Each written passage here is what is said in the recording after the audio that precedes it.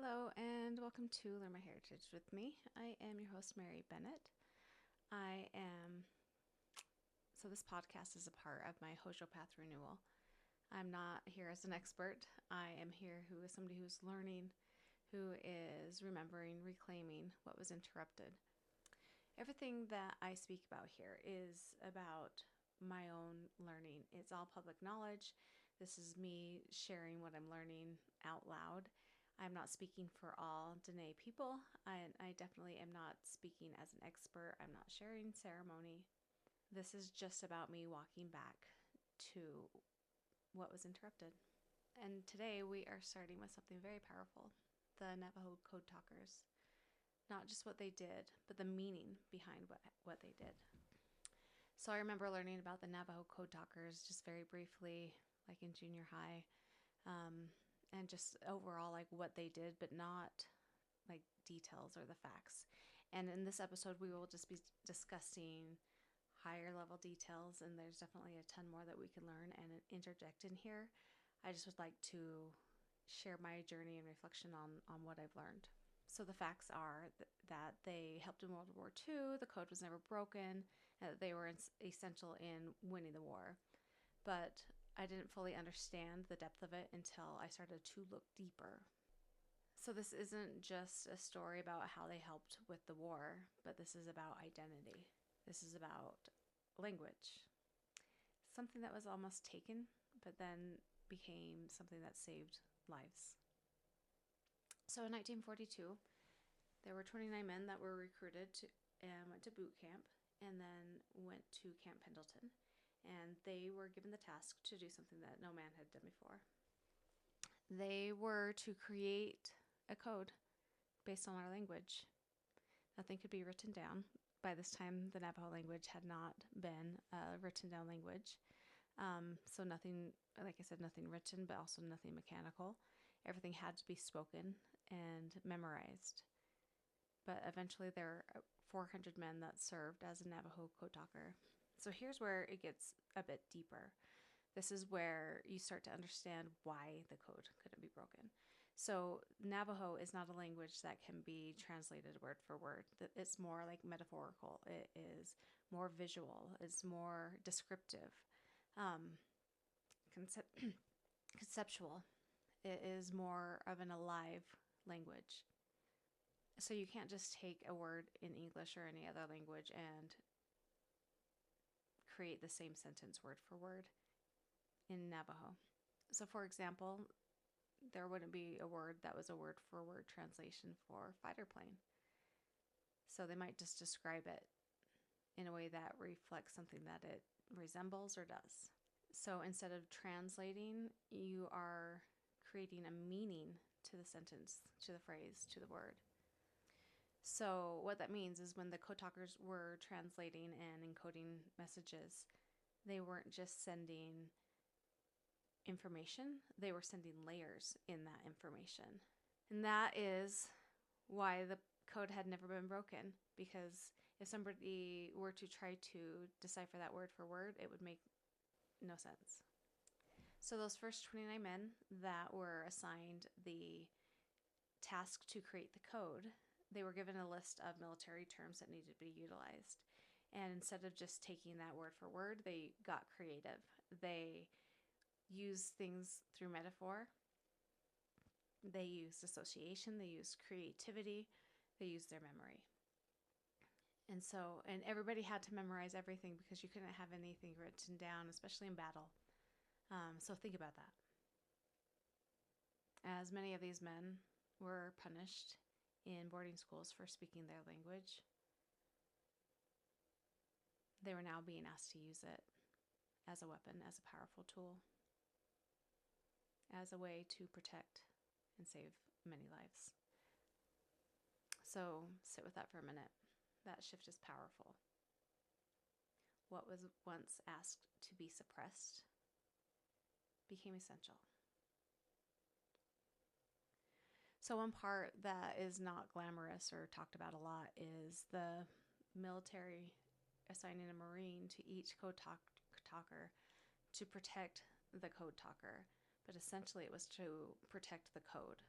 So if a code talker were to fall into enemy hands, they would be putting the code at risk. So what does that mean?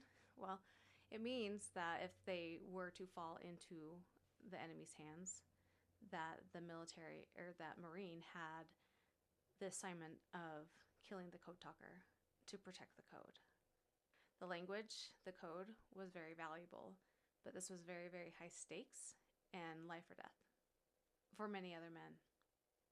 So going to Iwo Jima, which is one of the most intense battles that was fought in the Pacific, there were 6 Navajo men that worked for 2 days straight, 48 hours straight, sending and receiving code.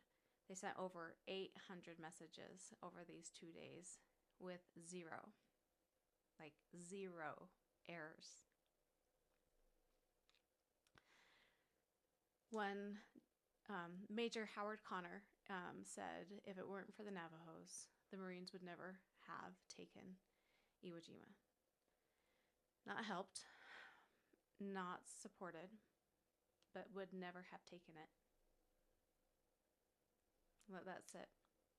They were a part of every major assault in the Pacific arena. And understand this, that they were under chaos, pressure, uncertainty, and they were the only one that held the code. So think about how much pressure you would have yourself and having all this chaos around you, and you had to get these messages and encode them. There were approximately 400 Navajo Code Talkers, and it is estimated that there were 13 that were killed in action, and the rest of them returned home, but they had to stay classified, so they weren't honored. They weren't recognized. The code stayed classified until 1968, and finally, decades later, in 1992, they honored the Code Talkers for what they'd done and accomplished.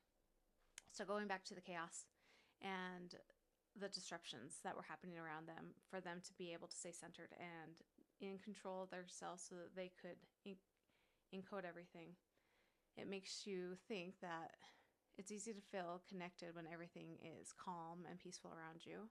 But the real question is what holds you and things together when things get hard? Your voice, your identity, the sense of who you are. So for me, this hits deeper because I am a Dene woman. I am a part of a language and a lineage that has been interrupted, where culture was disrupted, where there were systems in place strategically to disconnect us from who we are. And yet, that same language was the game changer. It became something so powerful that it changed the outcome of a major world war. So that tells me something. There's nothing weak about where we come from. There's nothing weak or outdated in our ways. There's intelligence there, there's depth there, there's strength there, and the world doesn't fully understand it. And maybe it never will. And maybe we fully don't ourselves. But we're learning. And that's what this path is about. It's not about perfection. It's not about knowing everything or being the expert.